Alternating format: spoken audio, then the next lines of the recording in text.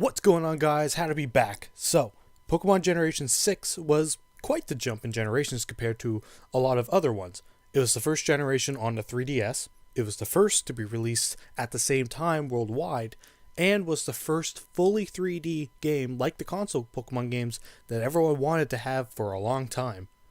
Personally, for me, this generation had some big shoes to fill since I was so pleased by the last two generations, and on October 12th of 2013, I would get my hands on a copy, so let's dive right in and take a look at Generation 6 Pokemon X and Y.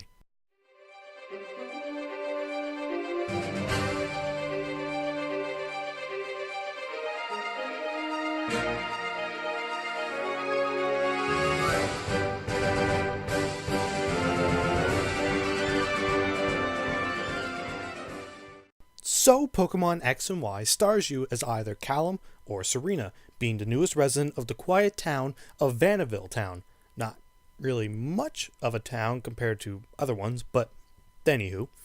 You go to leave your house and you're greeted by the opposite player character and a girl named Shauna.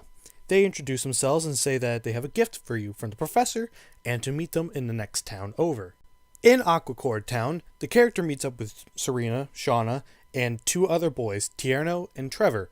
There, you get yourself a nickname, a Pokedex, and a Pokemon provided by the professor, those being either Chespin, Fennekin, and Froakie.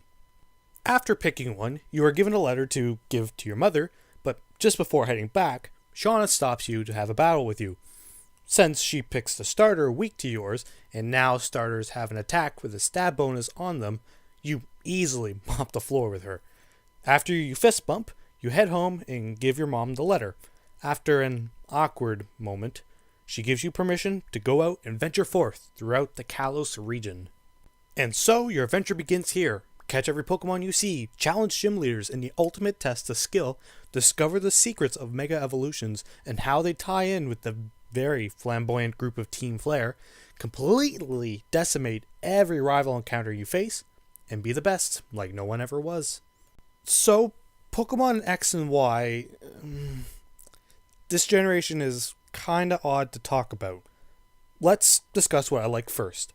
Like I said, the game's world is in full 3D, and so are battles. Just like the console counterparts, minus the exciting announcer.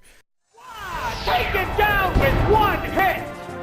Whoa! Looks like a bad Pokemon choice. What's next? Oh, the attack missed!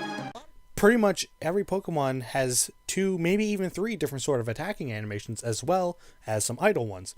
The camera work during battles make it a very dynamic experience as well. And to finally see over 10 years worth of Pokemon finally given animations and details gives them a whole new look and personality to a lot of them. But speaking of combat, like I mentioned last video, Pokemon started throwing some curveballs with its battle system, starting with this game. Introduced here is Mega Evolutions, a method to further evolve certain Pokemon one stage further than they're normally used to, as well as a brand new typing in the form of the Fairy type. The inclusion of the Fairy type has been a long sought after thing since Dragon types were continuing to dominate Pokemon with no real way to stop them. Now, a lot of previous generation Pokemon got the typing added to them, as well as some newer ones were given to it as well as the Mega Evolution. After the third gym and taking the final Mega Evolution test, you are given a Mega Bracelet to Mega Evolve your Pokemon. If the right Pokemon holds on to its specific Mega Stone, at any time during battle, you can evolve one Pokemon mid-fight, upping their stats, changing abilities, and potentially changing its typing mid-battle, and lasting until the battle ends when they revert back to their original forms. The thing about Megas is that I like the concept of it in battle. I, for one, have always wanted a sort of augment to Pokemon's evolutions, whether it be a fourth stage or something like that. But when they introduced Megas, I thought that probably would make the most sense, and I wholeheartedly welcomed it. They were teasing some neat ways to acquire the ability too, which I will get into a little bit later. But to aid you a bit in that is that the game actually lets you pick a second starter in one of the Kanto starters as well, giving you two really solid Pokemon right at the earliest part of the game. They are put in as part of the mystery behind Mega Evolution, but it's pretty cool nonetheless. Next is the land of Kalos itself. The land is heavily based upon Paris and its surrounding area, but besides that, Kalos itself is massive, probably the largest game in scale. It's so large that the Pokédex is split into 3 separate parts to accommodate the size of it all. The designs of each area I really like as well. Except for Lumios, every town kinda has this small town charm to each one. I find it very relaxing. The final thing I really liked is the ability to change how your trainer looks. Everything to the clothes they wear, their hair color and style, to even your eye color. Which is a good thing since I really dislike Callum's default style. I actually enjoy Serena's though, but Callum's mostly blue attire makes it look like he's wearing a onesie. Now on that note, let's talk things I felt or still feel indifferent about. Firstly, as much as I like the aesthetics of the land, I'm not a huge fan of the chibi character models in the overworld. They don't look like that when going into battles, and the characters that do get a model all look very nice there, but the chibi stuff makes it feel like they tried for a mix of sprite work from all the previous iterations of Pokemon with the advanced tech of the 3DS, and it kind of messed up. Back to the battle character models, Black 2 and White 2 gave every battler small little animations when going into battles, which weren't much honestly, but were still nice to see. X and Y doesn't do that. Instead, for non-essential fights and even gym leaders, all you get when you start a fight is a lame drawing of that character model that slides on screen and leaves. Very boring. I wasn't much of a fan. But, anywho, I said I enjoyed Mega Evolutions in battle. However, I'll get more into how you acquire it later, but I was kind of disappointed with how you're able to achieve it with each Pokemon. The game hinted a lot about how Pokemon and Trainer needed to have a strong bond with each other, and even the first Pokemon you're most likely to perform a Mega Evolution with, a Lucario you've run into a few times on your journey, has been described as sensing a deep connection within you all along your journey, and that's why you're given it. But every other Pokemon after that, as long as you have their Mega Stone, you slap it in their faces and boom, you're set to go. I was hoping that this would be the kind of thing where you would actually have to build a lot of trust with Pokemon by meeting certain requirements, maybe have those change based on the Pokemon's personality type. But instead, it's just a function that just took time to get to. The Pokemon added in this game was also somewhat lackluster. There wasn't very many new ones, one of the smallest pool of new Pokemon added in any of the games, and only one previous Pokemon got a new evolution path in Eevee involving into Sylveon. I think they thought that Megas were enough, and yeah, they were kinda right. I just would have liked to have seen more. Another thing that takes a lot of time is the Battle Chateau. Introduced early on, the place acts as a battle tower of sorts, but you can earn experience here, which is nice.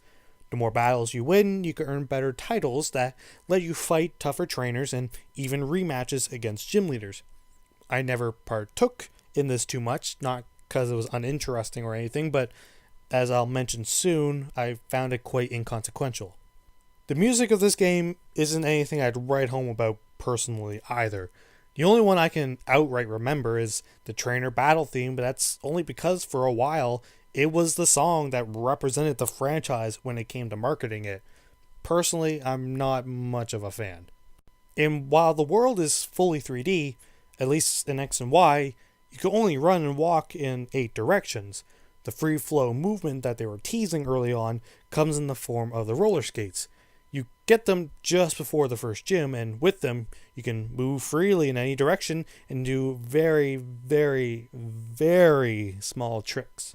The issue I have with them is that by pushing the circle pad all the way, I feel like the speed you move isn't anywhere near as good as just running. You can keep tapping the pad in one direction to get a burst of speed, but I find that you lose a lot of control at the cost of being able to move faster. You also don't hold that speed very well regardless, so you end up continuously mashing the pad in order to keep your speed, which annoys me because it makes me paranoid that I might break the circle pad. My advice is to stick with running or the bike. A smaller nitpick with it though is that in order to get the best clothing store in Lumios, you have to do a buttload of tricks on your blades before they'll even let you into the store. I don't know the exact number, but I know that it takes a long time to do it all. My final meh thing is with Pokemon Me. Granted, I wouldn't say it's its own fault. It's kind of an extension on something else that I don't like that I'll talk about later. Anywho, at any time out of battle, you can engage with your Pokemon by petting them, feeding them, and playing different minigames with them. By doing these things a lot, you'll build more affection with your Pokemon, leading to some different benefits for each stage of affection. Now on to the things that really irked me. We'll get the minor one out of the way first. With both X and Y and Omega Ruby Alpha Sapphire, is that despite the large world, nearly every route in town is separated from each other by loading spaces. They don't take long, but their presence shrinks this world that appears much larger than what the game allows. I get it's probably hardware limitation, it's just really annoying. So after the first gym, just before heading to Lumios, the gym leader's sister stops you and gives you the experience share. My first thoughts were, really? This early? Sweet. That should really help with training. Where is it? I was very confused to find it not in my regular items pouch, but my key items pouch. So EXP share in this game, instead of being a held item on one Pokemon, affects your whole party when turned on, very similar to how it worked in Generation 1. However, unlike Generation 1, where it shared the experience earned with all Pokemon in the party, here, Pokemon still in battle earn full experience as usual, and all other Pokemon each earn half of what the full experience would have been earned. That alone easily snaps this game in half. Besides that, Mega Evolutions and how Pokemon Me bonuses consist of experience bonuses and letting people perform more crits and break out of status ailments on their own, Generation 6 is incredibly easy. No fights caused me any sort of concern or stress, and I found myself skipping fights wherever I could just to speed up the process. By the time I beat the champion, my Greninja as well as most of my team were around 20 levels higher than her toughest Pokemon. To add insult to injury, people would argue that if you want a challenge, then just turn off the experience share. My counter argument would be that by doing so, it makes the game way too hard to handle at too many points. What was nice with previous games is that as long as you don't skimp out on fighting trainers, you should have enough experience to handle the challenges that come your way, and that any amount of grinding is usually minimal if at all even needed. This gen though, it's either way too easy or way too hard unless you really want to take the time to go back and forth in the menu to turn off the experience share off or on whenever it's needed. What hurts that even more is the downright boring story and uninteresting characters, which is a shame. Generation 5 proved to me that Game Freak really did know how to write a unique story, but yet they dropped the ball hard here, and I can describe it by simply asking one question throughout most of the game. Spoilers ahead. Okay, so your parents are really skilled trainers and you want to be like them. So what? You like to dance. So what? You're some sort of odd nervous wreck. So what? You have some sort of odd obsession with me. So what? You guys secretly run around Kalos wearing masks. So what? You hate people and want to destroy Kalos to make it beautiful. Stupid idea. So what? You're the rumored giant that have lived for over 3,000 years wandering the land searching for your flower Pokemon. So what? You found the special stone to help access Mega Evolution, but don't want me to tell people where I got it from. So what? This big stone has some sort of link to Mega Evolutions. So what? That was kind of the problem with the story. Things fell into one of a few categories. Everything the story or characters presented were either stupid, ignorant, inconsequential, or not explained to the fullest, and I was having the worst time with this game's story and trying to wrap my head around it.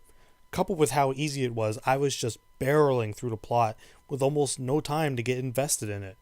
The only instance where I felt something was being the slightest bit interesting was with the postgame story. Not that it was challenging at all, but at least the characters involved were interesting and the scenario was fun to mess around with. But that's the only thing you unlock in the postgame, save for the battle maison, but All that is the battle tower of this game. No new areas open up, there's a small pool of legendaries to acquire, done so probably to encourage use of previous generations to get them. You're able to collect every Mega Stone available in the game by finding them on the ground at a very specific point in time every day, which was very annoying. And finally, a very short plot line, as I mentioned. This is back to Generation 3 levels of providing minimal content, and I was not happy with what I got out of these games. My first foray into 3D Pokemon was a huge letdown, in my opinion. Now, before I go into the remakes, let me take a moment to discuss the anime adaptation of this series. I've not talked much about the anime before because I have more involvement with the games since I stopped watching the show somewhere just before Ash went to Hoenn. Not entirely my decision, but that's for another time. I did watch a few of the movies and some other episodes along the way, but Generation 6 was when I started hearing some stuff about the show. Ash was being a competent trainer, his partners were interesting and unique, Ash had a Greninja that he could Mega Evolve of sorts, and more importantly, the overall plot line was interesting. I started watching it, more specifically the sub version since the music was way better, and yeah, sure enough, this show was on the level of what the Generation 5 games did with its story. Characters were fleshed out and interesting. The stakes were extremely high with Team Flare and Lysander, who was a more intriguing villain here than the game, and the mystique of Mega Evolving Pokemon had more build-up and a satisfying payoff in my opinion. And sure, Ash didn't win the league, but I don't think he ever will until Pokemon completely ends. Besides, second place is better than what he's got before. At least all of his battles were a spectacle to watch, especially with his Greninja. Anyways, my point here being that if you really want to enjoy what the Kalos region had to offer, you're probably better off watching the anime for that. I had a blast watching it all the way through till Ash eventually went off to Alola for vacation and a massive facelift for the worst. If you want to play a 6th generation game, however, I'd play the remake of this generation, that being Omega Ruby and Alpha Sapphire. So now let's go over real fast the changes here and why I actually don't mind this one. Changes to Omega Ruby Alpha Sapphire include being able to track Pokemon with your Pokénav. By doing so, you can find Pokemon with hidden abilities or even special moves that you don't normally find them with. Since experience share has changed, the difficulty has been shifted with boosted levels. Fortunately, these boosted levels are closer to what yours would be, making for a more consistently challenging game. While the story didn't exactly change, characters got a bit of an update, making rivals more of a challenge, and the team leaders have a more defined characteristic and also be able to Mega Evolve. Which also, new Mega Evolutions have been added to this game, including the Hoenn starters, which are actually some of my favorites, as well as new primal versions for Groudon and Kyogre, basically Mega Evolutions for them too. Latios and Latias can be caught in your respective games for free at about the halfway part of the game, giving you early access to a legendary, which also ties into the Aeon Flute, an item that allows you to fly all over Hoenn freely, which creates new opportunities to find special rifts in space or secret islands to catch legendary Pokemon from the other games. Between the Aeon Flute and regular flying, you can now fly to any route that you've been to, giving you faster access to the landscape. And a new postgame segment has been added called Episode Delta, an extremely cheeky plotline involving a girl named Zinnia, ending with a chance to catch a Rayquaza that then Mega Evolves, flies into space, which you then encounter a meteor that was going to crash into Earth that was secretly hiding a Deoxys that you can also try to catch in space. Needless to say, this was the game I enjoyed playing the most. Heck, even the music was way better, with my favorite probably being the Primal Fight theme. It improved on almost every aspect of not only Generation 3, but the shortcomings of X and Y as well. And I think with that in mind, although I am ranking it based on the main new title, Generation 6 would probably take the 5th spot just above Generation 3. I was very disappointed in this game, but there was enough between the two of them that was new to make it feel like an evolution in the series. But like I said, you'd be better off watching the anime, honestly. Just so long as you can get through the episode where Ash lets Greninja go with Zygarde to cleanse the earth. Why would you let him go? He was your best Pokemon. Man, I hate Pikachu.